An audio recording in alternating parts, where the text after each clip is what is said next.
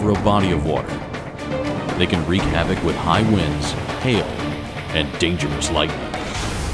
Fair weather waterspouts develop in calmer weather. They form only over open water, developing at the surface and actually climbing skyward towards the clouds. The size of all waterspouts can range from just a few feet to several hundred feet wide. Research shows that fair weather waterspouts exhibit a 5-stage life cycle. Stage 1 is the formation of a disk on the surface of the water, known as a dark spot. Stage 2 is a spiral pattern on the water surface. Stage 3 is a formation of a spray ring. Stage 4 is where the waterspout becomes a visible funnel. And the life cycle ends with Stage 5, where the waterspout decays. Like many forces in nature, waterspouts can be both beautiful and dangerous. They've been known to overturn boats, damage large ships, and put lives in jeopardy.